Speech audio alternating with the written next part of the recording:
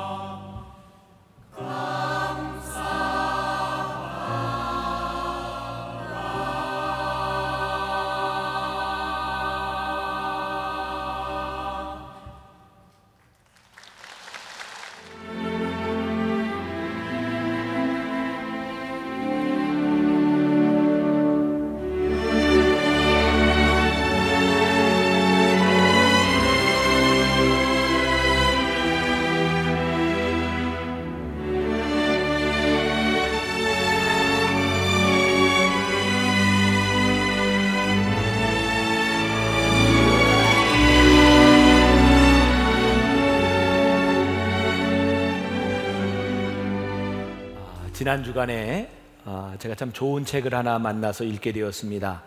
매일의 기름 부음이라고 하는 책인데 참 오랜만에 좋은 책을 만나서 너무너무 좋았어요. 제가 이 책을 우리 교회 교역자들과 장로님들에게 다 나눠드렸어요. 여러분들에게도 기회가 되면 좀 볼 수 있으면 좋겠고, 장로님들하고 교역자들만 제가 사서 나눠드렸는데 억울하면 장로가 되든지 목사가 되든지 하시면 됩니다. 이 기름 부음, 내일의 기름 부음이라고 하는 이 책 가운데 저에게 참 인상적이었던 것이, 하나님께서는 우리 믿는 자들에게 모두 기름을 부어주시는데 어떤 사람들은 그 기름 부음이 어제로 끝나기도 하고 현재에 있기도 하고 미래에 존재하기도 한다는 겁니다. 그 책에 보면 예를 들어서 이스라엘의 초대 왕이었던 사울의 이야기를 하고 있습니다. 그는 대표적으로 어제의 사람이 되었다.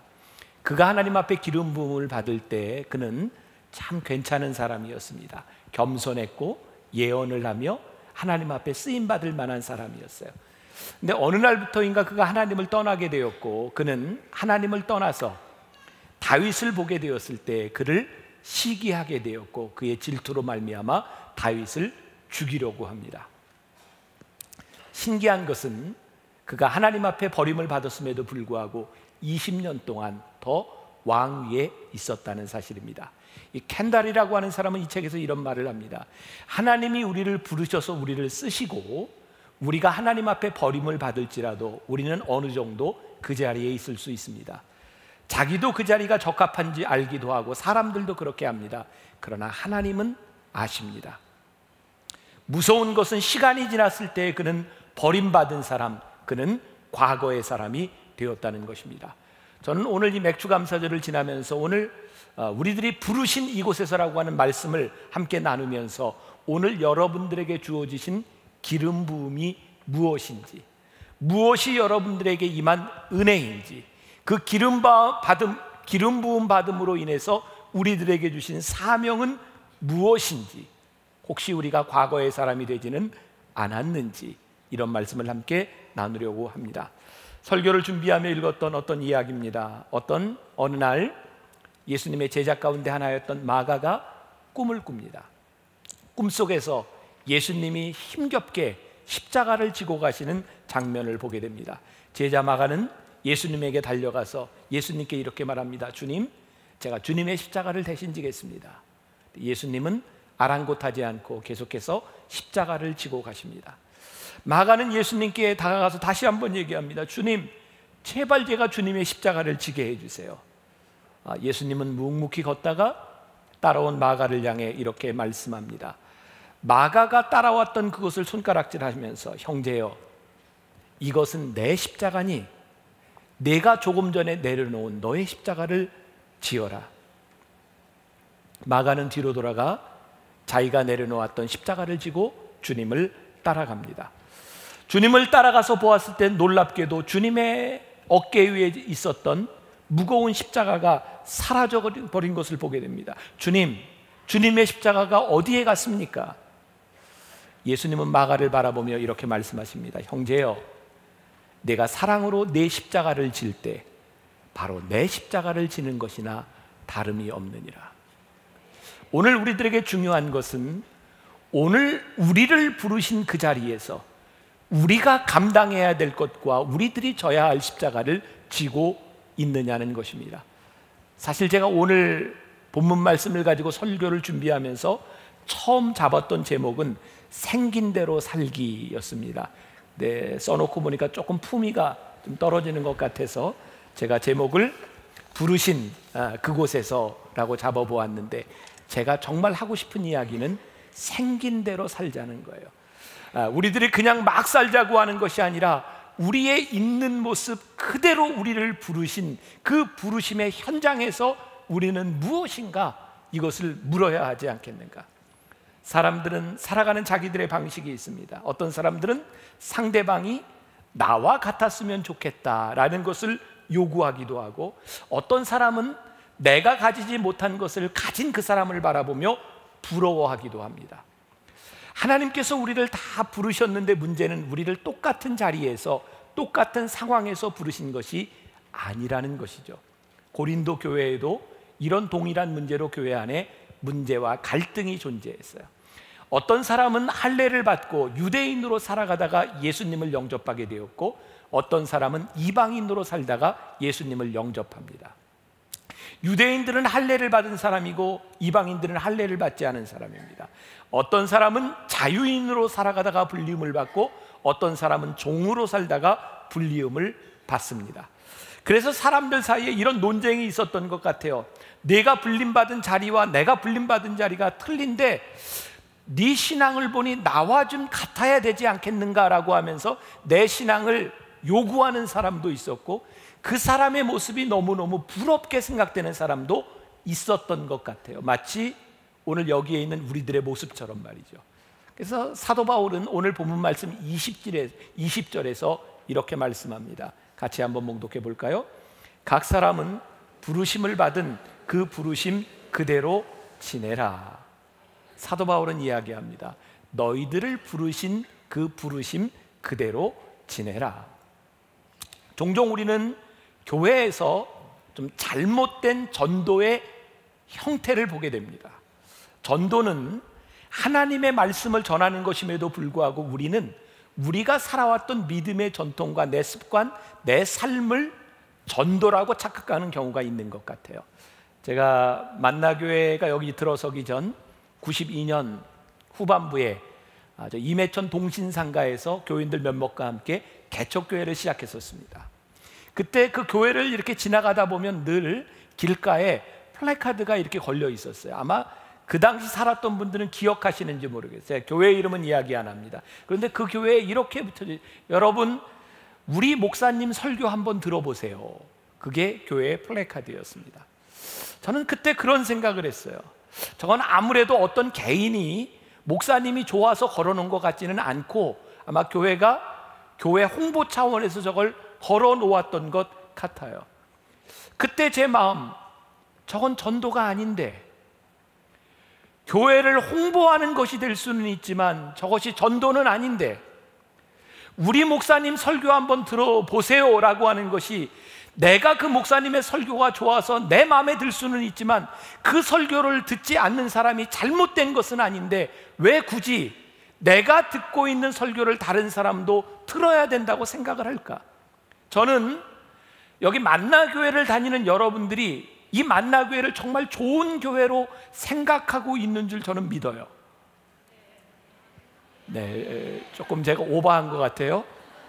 그리고 여러분들이 저와 함께 신앙생활을 하면서 만나교회 담임 목사로서 참 좋다 이렇게 느끼고 있다고 생각하고 싶어요. 네, 얼마나 좋아요. 저는 참 좋은 일이라고 생각합니다. 그러나 우리가 좋은 것만큼 다른 사람도 통일한 좋음이 있을 수 있고 내가 느끼는 것과 틀리게 다른 사람도 얼마든지 느낄 수 있지 않겠습니까? 우리가 만일 복음에 대한 열정을 가지고 제발 와서 복음을 들어야 되는 열정이라면 모르지만 내가 신앙생활하고 있는 이 교회의 스타일과 목사님의 설교와 이런 것이 좋아서 다른 사람도 와서 이렇게 신앙생활하고 여기로 들어오세요 라고 한다면 이것은 사도 바울이 이야기하는 것처럼 고린도 교회가 가지고 있었던 뭔가 잘못된 신앙의 형태라는 거죠. 우리의 바람, 그것이 나쁜 것은 아니지만 그것이 독선이 될 수도 있다는 거예요. 나와 같지 아니하면 다른 사람들을 인정하지 못하는 독선, 그것이 얼마나 무서운 일인지 몰라요. 그래서 우리는 분명히 구별해야 될 필요가 있어요. 오늘 본문 말씀 18절과 19절을 유진 피터슨의 메시지 성경으로 제가 읽어드립니다. 하나님께 부르심을 받을 때 여러분이 유대인이었습니까? 그렇다면 유대인이라는 증거를 없애려고 하지 마십시오. 하나님의 부르심을 받을 때 여러분들이 이방인이었습니까? 그렇다면 유대인이 되려고 하지 마십시오. 유대인인지의 여부가 중요한 것이 아닙니다. 정말 중요한 것은 하나님의 부르심에 순종하고 그분의 계명을 지키는 것입니다. 우리가 누군가를 닮아가고 싶다, 이것은 잘못된 것이 아닙니다. 그러나 누군가를 부러워하는 것은 구별되어야 합니다. 닮아가는 것은 괜찮지만 누군가를 부러워하기 시작하면 부러워하는 마음 가운데 시기심이 생깁니다. 시기심이 지나치면 미움이 생깁니다. 누군가를 부러워하기 시작하면 감사를 잃어버리게 됩니다. 오늘 여러분들을 부르신 하나님 앞에서 여러분들의 신앙생활을 하다가 누군가를 축복하지 못하고 누군가를 시기하며 여러분들에게 감사의 마음이 사라져버리고 있다면 우리들의 신앙이 뭔가는 잘못되어 있는 것 같아요. 부러워하는 것은 재앙이 될 수도 있습니다. 독서는 누군가에게 재앙이 될 수도 있는 것입니다. 사도 바울은 그가 사역을 하면서 그의 마음속에 늘 부러워하던 대상이 있었어요. 바로 예수님의 12제자였습니다. 예수님의 12제자들을 보면 너무너무 부러운 거예요. 왜? 그들은 예수님의 살아생전 예수님의 모습을 보았고 예수님의 말씀을 직접 들었던 사람입니다. 그런데 사도 바울은 어느 날 다메섹 도상에서 부활하신 예수님을 만나고 부르심을 받았어요. 그래서 그의 마음 가운데는 늘 그게 컴플렉스였던 것 같아요. 그래서 늘 나 사도된 바울은 나는 사도다 그렇게 주장합니다. 그가 아무리 주장해도 그는 예수님의 12제자와는 같을 수가 없었어요. 사도 바울이 깨닫게 된 거죠. 하나님께서 나를 부르신 것은 다른 12제자와 동일하게 부르신 것이 아니라 이방인을 전도하라고 하나님이 나를 부르셨다. 그 다음부터 사도 바울은 그가 배우려고 했던 것, 그가 부러워했던 것, 그것이 문제가 하나님께서 나를 부르신 그 부르심 앞에서 나의 약함도 강함이라고, 내가 소중하게 생각했던 것들도 다 내가 배설물로 버릴 수 있으면 하나님이 나를 부르신 그 자리가 가장 귀하다고 하는 것을 고백하게 되죠. 여러분, 예수님의 12제자 중에 가장 튀는 제자가 누굽니까? 베드로 아닙니까? 베드로. 여기저기서 툭툭 나서서 말도 잘하고, 그래서 베드로는 예수님이 십자가를 지시기 전에 예수님 십자가 절대 못 지십니다, 제가 절대로 예수님 부인하지 않습니다, 예수님 지켜드립니다 그랬는데 예수님 가야바 법정에서 재판받을 때 어떻게 했어요? 어린 소녀가 와서 너 예수님 아냐 그랬더니 모른다고 3번씩이나 부인하잖아요. 베드로가 닭이 울 때 자기가 예수님을 부인한 것 때문에 나가서 통곡하고 옵니다. 여러분, 이 마음이 이해가 되세요? 내가 사랑하고 내가 절대로 배신하지 않겠다고 하는 예수님 배신한 것 때문에 통곡하며 울었던 베드로에게 그게 얼마나 큰 아픔이었겠습니까? 아픔을 안고 그는 옛생활로 돌아가서, 그는 제자의 삶이 아니라 어부의 삶으로 돌아가 있을 때에 예수님께서 베드로를 찾아오셨어요. 그 베드로에게 물으시죠. 요한의 아들 시몬아, 내가 나를 사랑하느냐? 요한의 아들 시몬아, 내가 나를 사랑하느냐? 베드로의 심정으로 그 물음을 들었다고 생각해 보세요. 예, 제가 주님 사랑합니다, 제가 주님 사랑합니다 3번째 물었을 때 배신했던 자신의 모습이 떠올랐을 때 얼마나 부끄럽고 얼마나 후회스러운 모습이었겠습니까? 근데 예수님을 부인하고 옛생활로 돌아가 있던 그 자리에서 베드로를 부르셨어요. 베드로가 정말 훌륭한 사역자가 돼 마지막에 거꾸로 십자가에 못 박혀 죽을 만큼 그렇게 순교자가 되어 사역합니다. 그건 그냥 제 상상입니다. 베드로가 설교하면서 사람들에게 복음을 전하면서 어떤 말을 제일 많이 했을까? 저는 이 말을 제일 많이 했을 것 같아요. 여러분, 실망하지 마십시오. 여러분, 저는 가야바의 법정에서 예수님을 모른다고 3번씩이나 부인했던 사람입니다. 근데 주님께서 나를 버리지 않으시고 나를 다시 불러주셨습니다. 여러분, 혹시 여러분들이 죄를 짓고 여러분들이 혹시 연약하여 주님을 배신했다 할지라도 염려하지 마십시오. 3번씩이나 부인했던 나를 부르셨던 예수님께서 여러분들을 부르시지 않겠습니까? 저는 그 설교를 들으면서 많은 사람들이 은혜를 받았을 것 같아요. 그래, 베드로를 부르셨던 예수님께서는 나도 부르실 거야. 이 자리에서 주님이 나를 쓰실 거야. 베드로의 수치는 수치가 아니라 하나님이 그를 쓰시는 부르심의 현장이었어요. 오늘 우리를 부르시는 그 자리는 하나님이 우리들에게 특권을 허락하시는 가장 소중한 자리입니다. 오늘 본문 말씀 23절과 24절, 제가 유진 피터슨의 메시지 성경으로 읽어드립니다. 종이든 자유인이든 간에 한때 여러분들 모두는 죄악된 사회의 볼모로 잡혀 있었습니다. 그때 하나님께서 여러분들의 몸값으로 어마어마한 금액을 치르셨습니다. 그러니 여러분은 다른 사람이 시키는 대로 행하던 옛 습관으로 돌아가지 마십시오. 친구 여러분, 여러분이 부름받았던 그 자리에 머무십시오. 하나님께서 그 자리에 함께 계십니다. 고상한 자세를 견지하고 하나님 곁에 머무르십시오. 우리가 부르심의 그 자리에 있을 수 있는 근거, 이유가 무엇입니까? 여러분들을 부르신 그 자리에 하나님께서 계시기 때문입니다. 여러분들을 부르셨던 그 자리가 아무리 수치스럽다 할지라도 하나님께서 여러분들을 어마어마한 값을 주시고 여러분들을 사셨기 때문에 바로 여러분들이 있는 그곳에 하나님이 계십니다. 이때 우리의 사역과 우리의 삶은 자유함을 누리기 시작합니다. 어떤 것도 우리의 발목을 잡을 수 있는 것이 아니라 우리를 부르신 그 자리에서 우리들이 하나님 앞에 쓰임받을 수 있음을 고백하게 됩니다. 여러분들에게 묻습니다. 여러분들 복음 안에서 자유하십니까? 예수님을 믿고 여러분들 섬기는 이 자리가 여러분들에게 자유하십니까? 당시 많은 사람들이 이 자유를 잘못 이해하고 있었던 것 같아요. 내가 하나님 앞에 부르심을 받았는데 이제 부르심으로 내가 무엇을 해야 되겠는데, 우리들의 선함, 그래서 사람들은 끊임없이 죄에서부터 자유하려고 자기를 억누르고, 그래서 교회 안에는 금욕주의적인 성향도 나타났던 것 같아요. 그래서 신앙생활을 오래 하면 오래 할수록 우리의 신앙을 지키려고 교회 안에서는 많은 법들이 만들어져요. 우리들이 하나님 앞에 부르심을 받아서 이 부르심대로 살아가려고 하는데, 언제부터인가 죄에서부터 자유한 것이 아니라 죄에서부터 자유하기 위하여 만들어놨던 법들이 우리를 붙잡기 시작했어요. 아무리 노력해도, 우리들이 아무리 금욕적인 생활을 해도 우리들의 삶이 죄를 이길 수가 없는 거예요. 이것이 오늘 우리들의 문제, 우리 인간들에게 솟아나는 욕망에 대한 문제, 그 억제한다고 우리들에게도 죄성이 없어지는 것이 아닙니다. 오히려 욕망으로 인해서 우리들에게 죄책감이 점점 찾아올 뿐입니다. 우리들은 금욕적인 삶을 살 만큼 그렇게 완전한 사람이 되지 못합니다. 중요한 것은 우리들이 자유한 삶을 누리기 위해서는 우리가 가지고 있는 욕망을 선한 것으로 바꾸는 것입니다. 예를 들어서 돈을 얻고 싶은 욕망이 우리들에게서 사라지지 않습니다. 그때 우리는 어떻게 의지를 바꿔야 되느냐? 그 돈을 가지고 어떻게 선하게 써야 할지를 생각해야 합니다.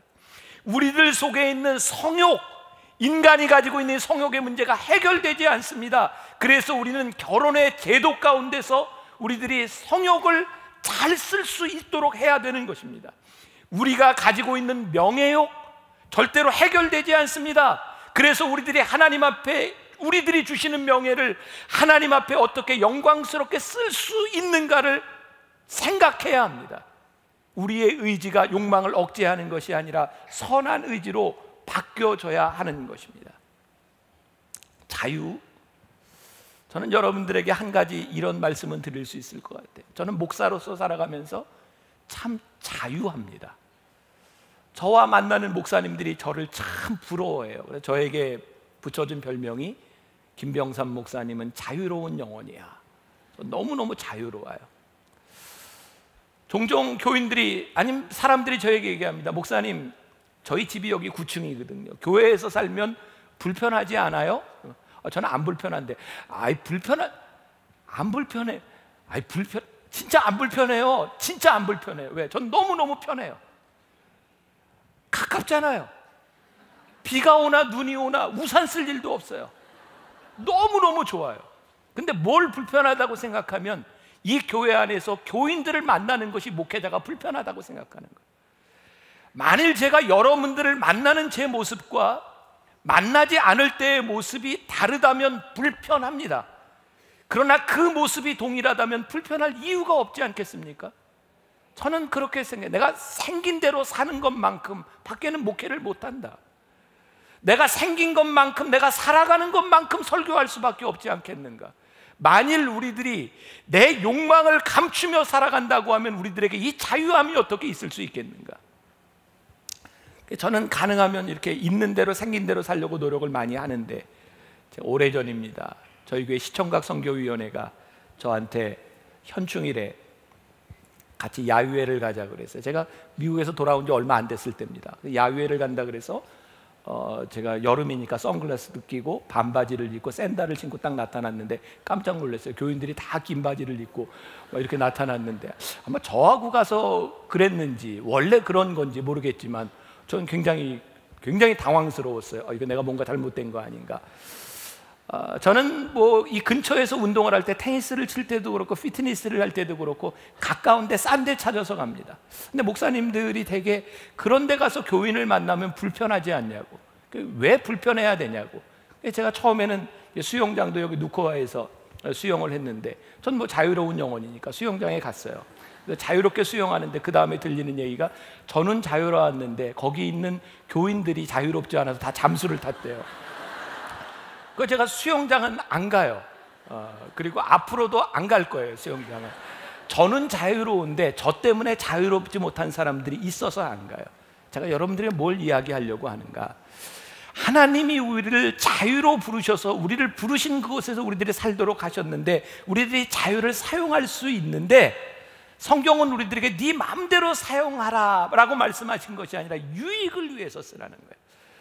우리들의 욕망을 억누르며 금욕이 아니라 우리들이 쓸 수 있는 자유를 유익을 위하여 쓰는 것. 그래서 우리를 부르신 그 자리에서 자유롭게 우리들의 사명을 감당하며 살아가라고 하는 것. 율법이나 법이 제도가 우리를 억누르는 것이 아니라 그것보다 더 위에 있는 하나님의 진리 가운데서 살아가야 되는 것. 그것이 우리들에게 중요하다. 제가 나중에 이제 결혼과 독신, 이혼 이런 문제를 더 다루겠지만 오늘 본문 말씀이 25절 이하에 쭉 그 결혼과 독신, 이혼에 대한 문제들이 나오고 있어요. 결혼, 독신, 그 제도에 대한 문제입니다. 혹시 여기 결혼하는 처녀들이 있다면 잘 들으세요. 25절과 26절에 처녀들에 대해서 나오고 있습니다. 제가 읽어드릴게요. 처녀들에 대하여는 내가 주께 받은 계명이 없으되 주의 자비하심을 받아서 충성스러운 자가 된 내가 의견을 말하노니 내 생각에는 이것이 좋으니 곧 임박한 환난으로 말미암아 사람이 그냥 지내는 것이 좋으니라.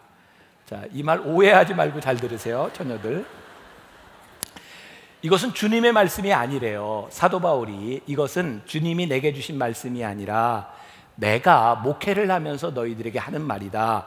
그런데 우리가 시대적인 배경을 잘 이해를 해야 되는데 당시 사도 바울 시대에는 예수님의 부활하시는 장면을 본 사람들도 있었고 예수님께서 내가 너희의 본대로 다시 오리라라고 하는 말씀 때문에 임박한 종말론 사상을 가지고 있었어요. 그래서 사도 바울이 처녀들에게 너희들이 결혼을 하지 않았다면 종말이 곧 올 것이니 너희들이 결혼을 하는 것보다 그냥 지내는 것이 너희들에게 옳을 수 있겠다. 그러니까 이것은 그 당시에 그 신앙관에서 이야기한 것이었어요. 그리고 이것은 법이 아니라 내가 목회적으로 판단할 때 이런 생각을 한다라는 거였어요.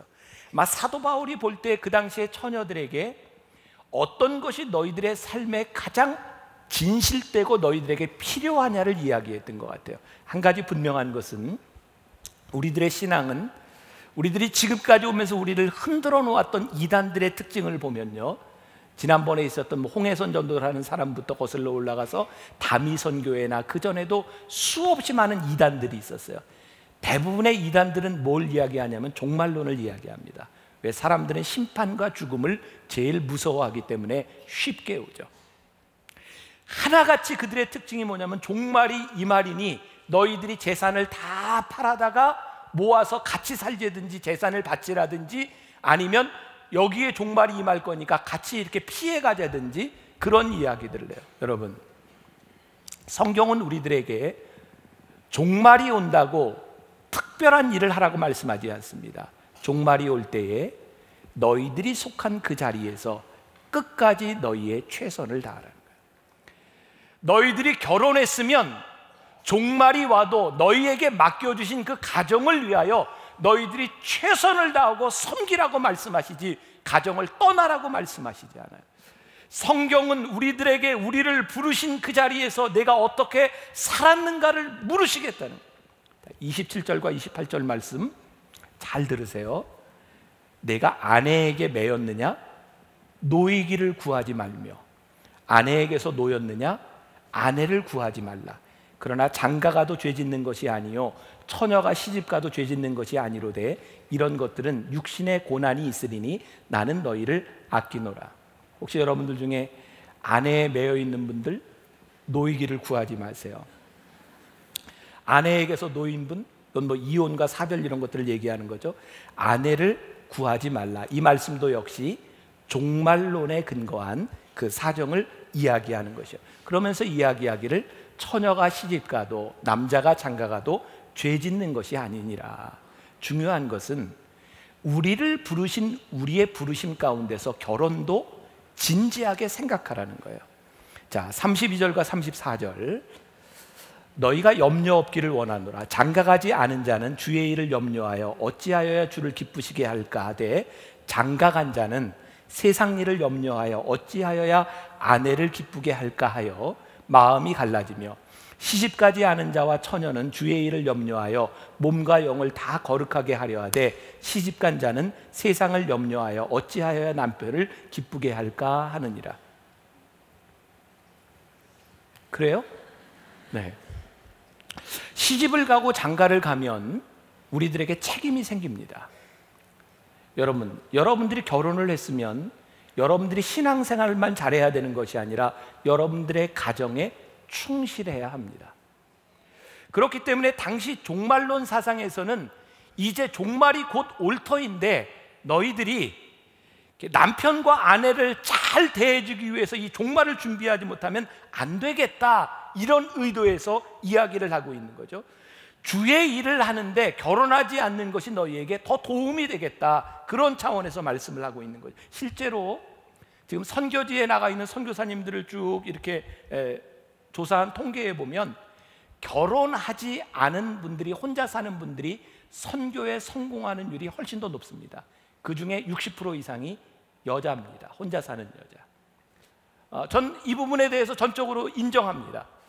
혼자 살아가면 매이지 않아서 전적으로 하나님의 일을 하는데 훨씬 더 효과적일 수 있습니다. 그래서 만일 여러분들 중에 내 삶을 온전히 선교를 위하여, 사역을 위하여 드리겠다라고 생각하는 사람이 있다면 결혼을 안 해도 괜찮습니다. 그러나 하나님께서는 보편적으로 우리들에게 가정을 위해서 부르셨어요.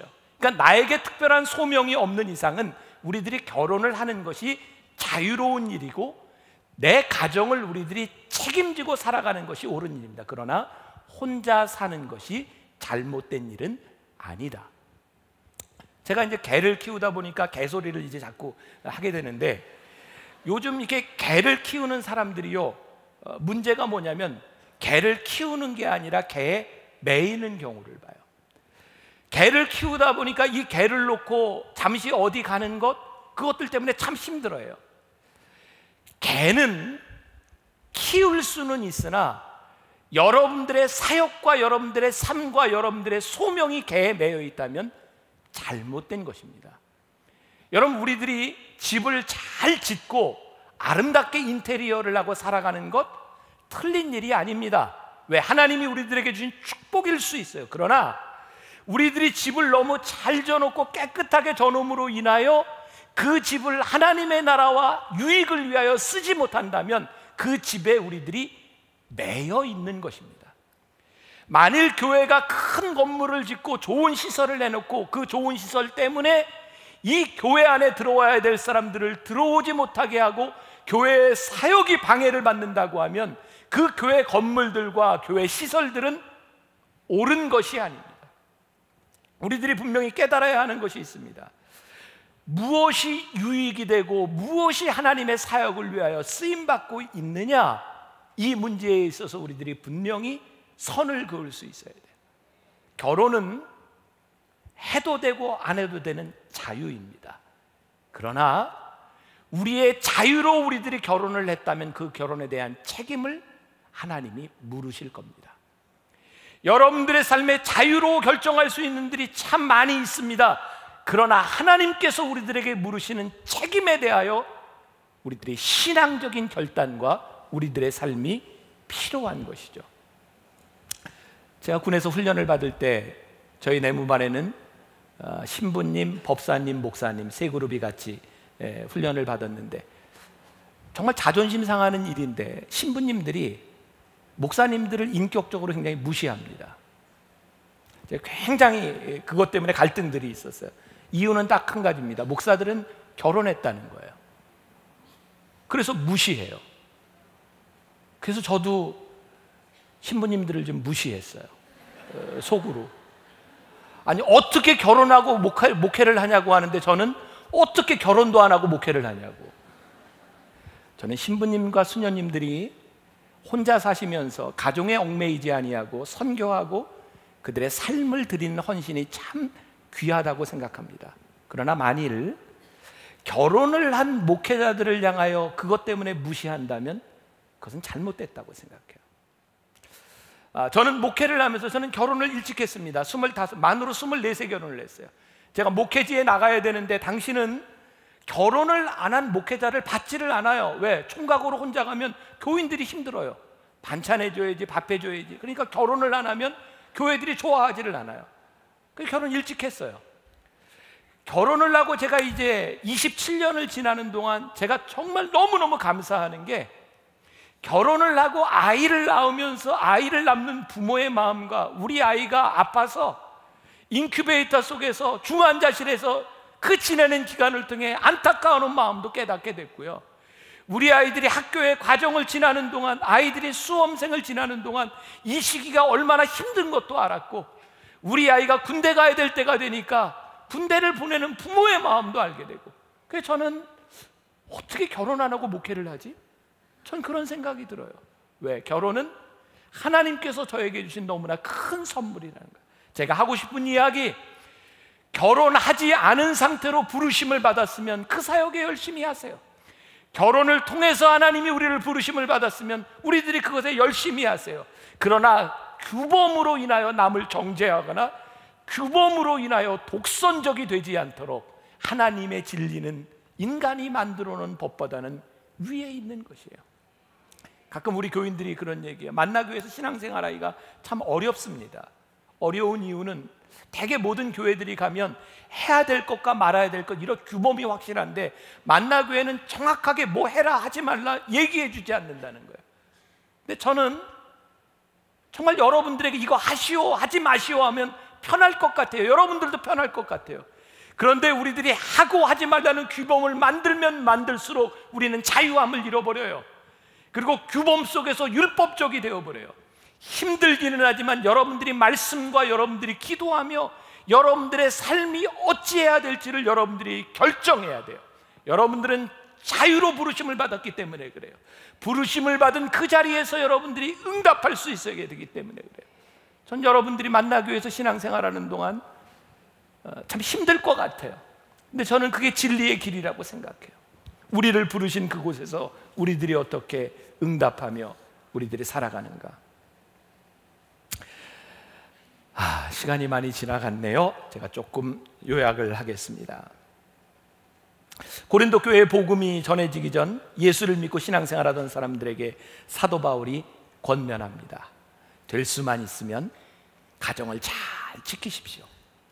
그리고 여러분들이 가정을 만들 때에 여러분들이 할 수만 있다면 주 안에서 가정을 만드십시오.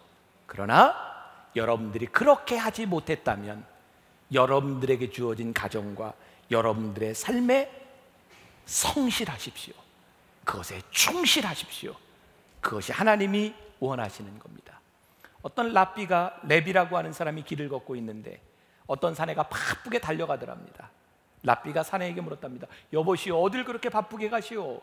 달리던 사내는 뒤도 안 돌아보고 말을 합니다. 저는 행운을 잡으려고 달려갑니다. 그때 그 말을 듣고 랍비가 웃으며 말을 합니다. 어리석은 사람이군요. 지금 자네의 행운이 자네를 잡으려고 부지런히 따라가고 있습니다. 천천히 가십시오. 당신이 너무 빨리 가고 있습니다. 의미 있는 이야기입니다. 우리가 하나님 앞에 부르심을 받았어요. 그 부르심은 저 앞에 아니면 누군가에게 있는 것이 아니라 나에게 있어요. 여러분들을 부르신 그 자리에서 여러분들이 성실하게 자유로 여러분들의 삶을 살아가기 시작할 때 그 부르심의 자리가 축복이에요. 여러분, 우리를 부르신 그 자리가 축복이라고 우리들이 믿음으로 고백하는 순간 우리는 하나님을 예배해요. 와우, 하나님, 나를 부르셨어요. 나를 부르신 하나님을 찬양합니다. 예배는 하나님 앞에 무릎을 꿇고 경배하는 거예요. 그리고 우리는 고백해요. 나를 부르신 하나님 앞에서 내가 하나님을 찬양하며, 하나님은 내 삶의 베스트이심을, 지금도 내 삶을 주장하고 계심을 내가 하나님 앞에 고백합니다. 하나님의 부르심을 인정하는 것은 절대로 소극적인 것이 아닙니다. 하나님이 우리를 부르신 그 부르심 앞에서 우리들이 해야 될 일이 생기고, 우리들이 최선을 다하게 되고 적극적인 인생으로 바꾸어 주는 것, 부르신 그곳에서 사명을 다하며 부르신 그곳에서 우리들이 예배하며 살아가겠습니다. 오늘 이 고백이 여러분들의 고백이 되시기를 주님의 이름으로 간절히 축원합니다.